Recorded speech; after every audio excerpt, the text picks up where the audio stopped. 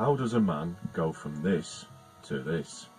How can you be sure you won't have the dismal and unrewarding life experienced by other married men? This video will show you how it happens and what to expect. Those magic words she says, "I love you," simply mean, "I think it's time I started controlling you." You enter a relationship with absolutely no idea of that person's moral character. You automatically assume that she is stable and sane because you don't notice any immediate warning signs.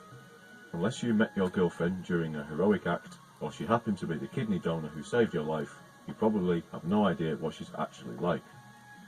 You most likely met her in a nightclub or a social function, so you really are putting the path of your life into the hands of a total stranger. Superman, as Clark Kent, is able to see the cold and dismissive side of Lois Lane, and what Superman should really do is ignore Lois Lane and enjoy his single life. But you don't have his super insight, so you will have to make an assessment at the beginning. With no immediate warning signs, it all seems good. You don't realise as a young man that you are in the infatuation period, which lasts for a maximum of 18 months, and after that, the rest of your relationship is likely to be a tedious bore. After about a year, you find that you'll begin to struggle to make conversation after you've found out everything about each other. This is because you have, intellectually, nothing in common. Ironically, this is when you will likely plan to get married. Guys, beware. A lot of girlfriends will try to assess how strong your feelings are towards them and will hint that you propose so that they can make a judgment of your level of commitment. This doesn't necessarily mean that they want to get married, although they think they do. But you agree, and suddenly you have lots to talk about planning your wedding. She will of course dominate all the planning and organising, and you will probably let her, reasoning that this is her big day. Only later, years later, do you realise that a man should never marry a woman who fantasises about a big, expensive and elaborate wedding. She will have been planning it for most of her life up to this point, including the types of flowers, the arrangement of the folded napkins, the menu and the clothes worn by the orchestra. It will typically be a display of one-upmanship over her friends, who you know she doesn't like because you've heard her complain about them so often. The big day arrives and you find that you've already been given a set of instructions by her about how to behave, what to say, how much time you spend talking to people, which people, how you should pose in photographs, how much you should drink, etc. It's all a form of control. The honeymoon holiday is next, and once it's ended, she will likely experience the anticlimax now that this eagerly awaited event in her life has been and gone. You now settle down into your domestic life and find yourself often being ignored. Not because she's mad at you, but because she'll always find the TV more appealing.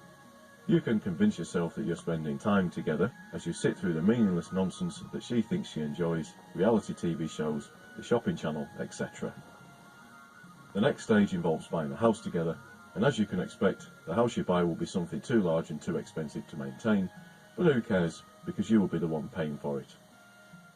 She will fill this house with photos of herself, old photos when she was at her best, to convince herself she still looks this good. Your wife will put her stamp on the home you have together to the extent that you will always feel like a visitor in your own home. Sometimes a welcome visitor, but often not. Because what women really want in their domestic life is a doll's house, over which they have complete control of everything. This means filling up the doll's house with meaningless garbage, especially tasteless figurines and ornaments. Today's women cannot seem to stop shopping. It's an obsession, especially clothes. Most of these purchases will only keep them happy for a few hours until their moodiness resumes. Most of your meals together will be in strained silence or of the small talk variety. The usual topic of conversation will be, "How was your day?" And if nothing unusual has happened that day, you will end up saying the same things over and over again, just to fill up space.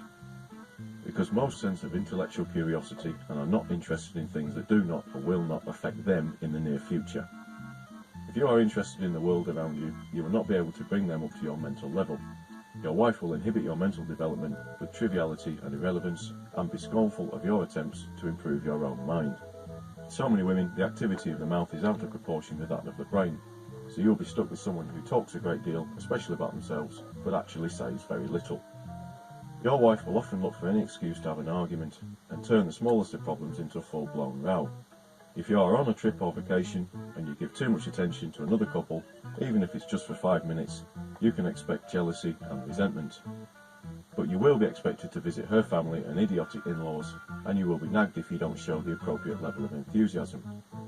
At home, she will endlessly interfere with your possessions in the guise of tidying up, to the point that you can't find important things when you really need them. If she's in a bad mood and you are happy, she will never be happy for you. Your cheerfulness will simply annoy her. If she comes home drunk and you ask her about her night, then you are jealous and possessive. If you don't ask her anything about her night, then you are uncaring. She will spend time with her friends, telling them about what a useless loser you are. Your wife will always make you feel that she does far more in the relationship than you do, even if you are the only one with a job. Any bad things that you do, no matter how small, will never be forgotten and will be brought up endlessly in the future. If you manage to go out with your friends, she'll say, "Okay, have fun," but will say it in a voice that means, "Do not have fun. I don't want you to have fun." Eventually your wife will distance you from your friends as much as she can. Being a married man is like being in a cult, with attention and devotion being given only to the leader. She will make a great effort to prevent you from having a good time without her. In fact, the ball and chain analogy isn't quite accurate, because a ball and chain will give you some degree of freedom. What you have in marriage is a wall and chain in which your autonomy is completely taken from you. Over the years, she will chisel away at your self-esteem with remarks, insults, comparisons, criticism and general disdain for your existence, leaving you in emotional pieces as she moves on to the next unwitting victim. She knows that she can ass rape you in court at the drop of a hat if you do not fulfill the expectations she has of you. As a married man, you are constantly financially competing with the divorced version of you, so that if you don't give her as much money as him, she will get her friend the state to forcibly take it from you and give it to her. Eventually you decide that you can't take it anymore and you walk out. You rent a room somewhere and you consider going back on the dating scene. You try internet dating or searching the Lonely Hearts ads in the newspaper, not realising that people use hidden meanings when describing themselves. Curvy means fat. Cuddly means obese. Quirky is insane, and new to the area means just been let out of prison. You go on a date, but you're so far removed from the dating scene, having been stuck in a marriage for many years, that you're not used to making funny or clever conversation. Those years have robbed your intellect and self-esteem. The cost of an impending divorce leads you reluctantly back to your wife, where the whole dismal and unfulfilling saga continues into old age. The message for men is clearer than ever before. Don't do it. Even when it's not truly awful, it's still shit. That cute, adorable and endearing cupcake you met years earlier will turn into a hostile, scowling and oppressive headcase by the time it's too late. You think you're marrying Cheryl from Curb Your Enthusiasm, but in fact you end up with Susie. Think of all the characteristics your wife could have.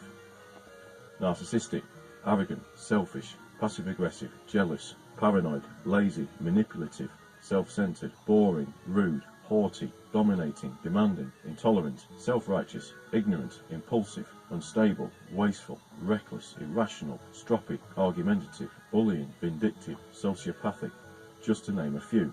If your wife has even just one of these characteristics, you'll wish you hadn't married her. What are the chances she has many more? Around 50% of marriages end in divorce. Of the remaining 50%, how many couples stay together only because of the kids, for financial reasons, for religious reasons, because they're terrified of living alone, or because they're too old to split up and start again, leaving a tiny number that you might call actually happy? Marriage is for women, not for men.